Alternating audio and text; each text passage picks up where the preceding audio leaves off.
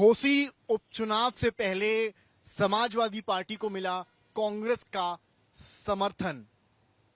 India की बढ़ती साझेदारी का पहला इम्तिहान। नमस्कार, मैं हूं समर्थ श्रीवास्तव और आप देख रहे हैं चुनाव आज तक। घोसी उपचुनाव को लेकर इस वक्त उत्तर प्रदेश के सियासी गलियारों में चर्चा भी है और घमासान भी है। और ऐसा इसलिए है क्योंकि ये कोई एक मामूली उपचुनाव नहीं है, एक पॉलिटिकल मैसेजिंग की कहानी है।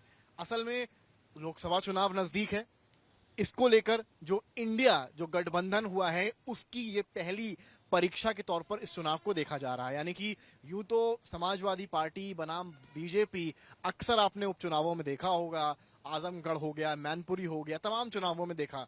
पर इस उपचुनाव में केवल समाजवादी पार्टी बनाम बीजेपी नहीं है, बल्कि इंडिया यानी कि जो गठबंधन नया बना है अन्य विपक्षी दलों का बनाम भारतीय जनता पार्टी का मुकाबला है। क्योंकि बहुजन समाज पार्टी यानी कि मायावती ने अपना कैंडिडेट, अपना उम्मीदवार घोसी से नहीं उतारा है।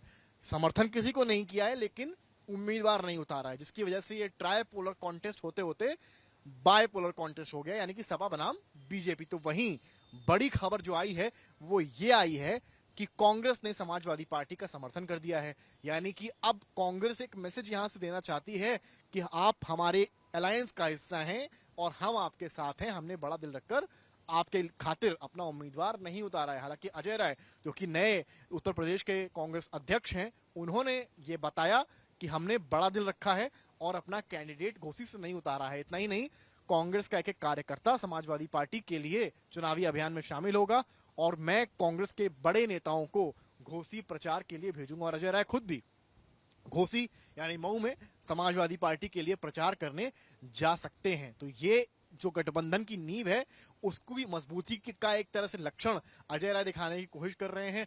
और कांग्रेस और समाजवादी पार्टी दोनों ही एक मैसेज देना चाहती हैं कि जो चर्चाएं चल रही हैं, जो बीजेपी के नेता लगातार कटाक्ष गठबंधन पर करते आए हैं कि ये गठबंधन पिछले गठबंधन की तरह फेल हो जाएगा और 24 का चुनाव आते आते बिखर जाएगा, तो उसको लेकर भी इसके जरिए एक कटाक्ष करने की कोशिश है दोनों ही दलों के द्वारा, फिर चाहे वो कांग्रेस हो और चाहे वो समाजवादी पार्टी हो। देखिए, बसपा ने उतारा नहीं उम्मीदवार, कांग्रेस ने क्या किया कि अपना उम्मीदवार नहीं उतारा और सपा को समर्थन भी दे दिया। अन्य जो छोटे दल हैं, यानी कि जो अपना दल पल्लवी पटेल का खेमा है, उसने भी समाजवादी पार्टी को समर्थन दे दिया है।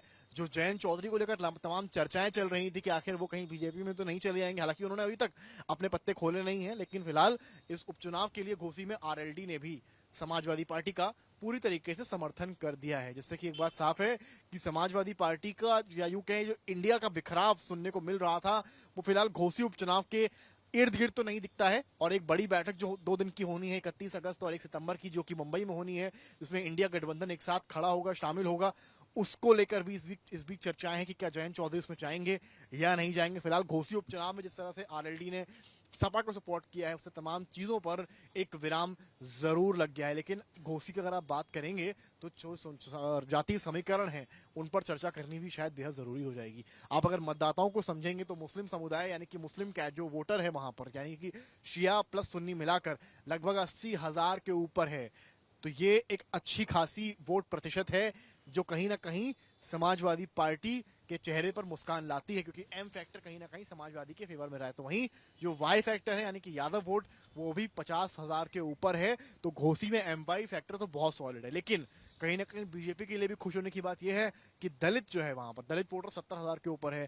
क्योंकि जो बसपा का जो कोर वोटर दलित था, यूपी चुनाव में देखा गया कि बीजेपी ने उसको काफी हद तक खींच लिया है। तो असली चैलेंज दलित वोटर होने वाला है। यानी कि एमवाई तो अगर आप मान भी लेते हैं 80% भी सपा के पास चला जाता है तो सपा मजबूत नजर आएगी, लेकिन उसके साथ साथ जो 40,000 लगभग राजभर वोटर है और जो 70,000 दलित वोटर है, बीजेपी ने, ओम प्रकाश राजभर भी बिना भूलें कि वहां पर कैंपेनिंग बीजेपी के लिए इस बार कर रहे हैं। तो कहीं अगर ओम प्रकाश राजभर की कैंपेनिंग के बदौलत और दलित चेहरों की बदौलत जो भाजपा के वहां कैंपेनिंग कर रहे हैं, सारे डिप्टी सीएम वहां पर दौरे कर रहे हैं, भूपेंद्र चौधरी जो है वो खुद भी गए हुए हैं, तो जो ये वोट है दलित प्लस राजभर वोट, ये अगर कहीं ना कहीं चौहान वोट भी वहां पर है लगभग 25-30 हजार, इस पर कहीं अगर बीजेपी ने कब्जा कर लिया तो शायद समाजवादी पार्टी के लिए मुसीबत होगी। तो वहीं जो चुनाव है वो असल मुझे लगता है कि दलित को लेकर ज्यादा है। यानी कि जो एक फैक्टर है कि एक इनकी तरफ है, एक इनकी तरफ है, पर जो मेन फैक्टर 70% है, यानी कि 70,000 के ऊपर जो वोटर है दलित का, वो किधर जाएगा वो शायद निर्णायक होगा। हालांकि चुनाव में समय अब काफी नहीं रह गया है। 5 सितंबर को चुनाव होना है, 8 सितंबर को नतीजे आने हैं और ये एक तरह से पहला इम्तिहान कहा जा रहा है इंडिया के लिए, क्योंकि इंडिया का जब से गठबंधन हुआ है उसके बाद से कोई बड़ा उपचुनाव नहीं हुआ है और ये घोसी का पहला उपचुनाव है जिसके जरिए कहीं ना कहीं केवल समाजवादी पार्टी ही नहीं, इंडिया भी संदेश देना चाहेगी। देखिए, जीत अगर होती है तो संदेश बढ़ा जाएगा, क्योंकि हर चीज के एक मायने होते हैं